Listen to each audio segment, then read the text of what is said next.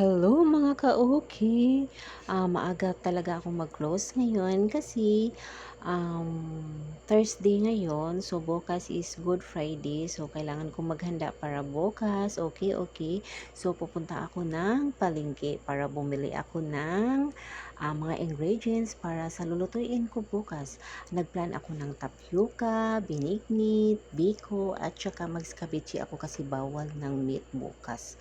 Malapit na pala akong dumating sa palengke. Oh my God. Okay, okay, okay. So, maghanap ako ng kaparkingan ko. Okay, okay. So, nakahanap talaga ako ng kaparkingan. Malapit lang kung saan ko bibilihin ang mga ingredients. Okay, nakabili na pala ako ng ingredients. Nasa loob ng mga plastic. Okay, okay. So, ang ginawa ko is, binidyuhan ko na lang lahat na nasa um, palengke. Okay, okay, okay. So, yun.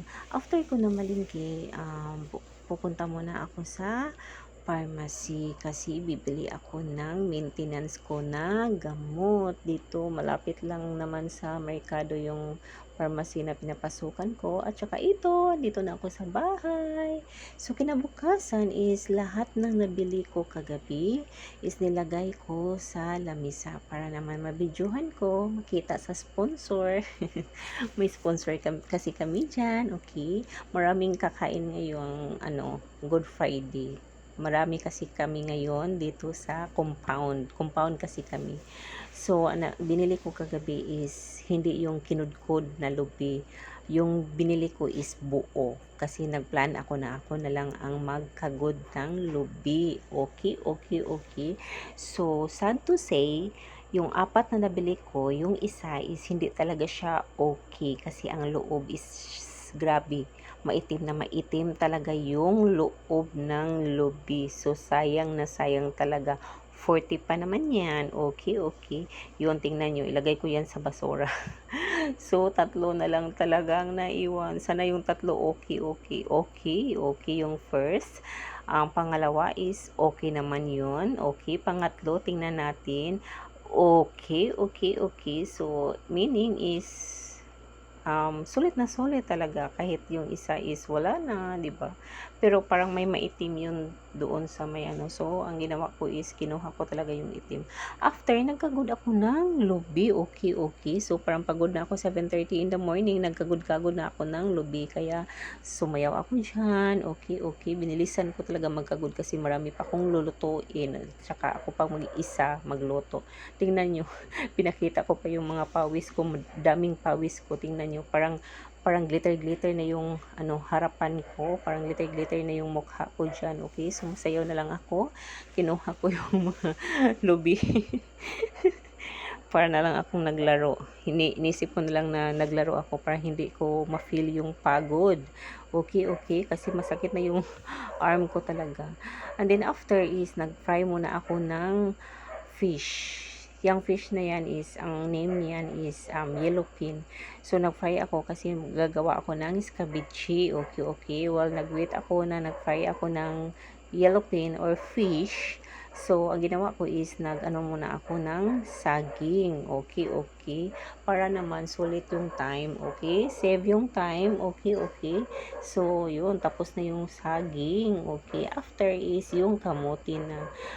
Binili ko pala yung kamuti is yung violet kasi talagang gusto ko talaga yung violet. Okay, okay. Ang sarap talaga ng violet na kamuti. So, yun. Tapos na akong So, ni-slice ko na yung mga kamuti. Hirap talaga mag-slice ng kamuti. Kasi, parang solid talaga siya. Pero gusto ko talaga kasi labo. Ano ba yung Tagalog sa labo? Okay, okay. Pasensya na kayo, nagtagalog lang talaga ako kasi marami akong mga friend na Tagalog. So, para pantay, kasi yung Bisaya makaintindi naman ng Tagalog, 'di ba? So, finifer ko na lang para Tagalog na lang para marami ang So, yun, parang pinuga ko yung yung anong tawag yung lubi. O, 'di ba? So, yan, parang parang malapit na nakikita ko na yan, na malapit na akong matapos. Yung isa is yun, niluto ko sa rice cooker yung pilit. Ano ba yung pilit dabon, ano ba yung Tagalog sa pilit? So yun, doon ko niluto sa rice cooker kasi magluluto ako ng biko. Okay, okay. So inilipat ko yung kaldero sa kabila. Kasi yung para sa biko yan. Parang sa biko yan. Maggawa ako ng latik para sa biko. So hindi talaga ako comfortable sa sago ko. Parang hindi pa siya malambot. And then yung sticky na talaga yung binignit ko. Ang ginawa ko is kinuha ko talaga yung sago at saka nilunod ko yung banana. So yung sago dito ko sa kabila parang gusto ko talaga malambot. So ang ginawa ko is nilagyan ko ng tubig para lalambot. Tapos pag okay na yan, so ilipat ko na doon sa binignit ko, o di ba? So malapit na talaga mag-sticky ang latik ko, di ba? So tatlo na talaga binantayan ko. Ang init talaga, ang init ng panahon. I think 11 AM na yan. So 11 AM wala pa akong pahinga hanggang sa naging 12 AM na. So yun, 'di ba? Pero masarap talaga magluto lalo na para sa mga mahal natin sa buhay, o 'di ba? Tingnan niyo yung binignit ko diyan. Oh my god, napakasarap. So after kung magluto niyan, tapos yung biko is nalatik ko na yun. Nagluto ko ng escabeche. Ang ginawa ko is nag-fry ako ng onion, garlic, at saka ginger. Kasi yung ginger is siya yung nagbigay bango sa escabeche. So hindi yun coffee ha. Yun, escabeche, suka, at saka yan, central or kamay na pula. Okay, nilagay ko yung sili at sal. Okay, okay. So after yan, nilagay ko ng sili at sal is nilagay ko na yung ilagay ko na yung fish na yellowfin. Yun. So, tinabi ko yung mga ingredients. So, yun. Nilagay ko na yun. Parang ang liit ng kaldero ko. Tinamad na kasi ako kumuha ng malaking kaldero. Parang pagod na talaga ako dyan. Okay, okay, okay. So, pasensya na kayo mga ka-okay-okay. Medyo, na.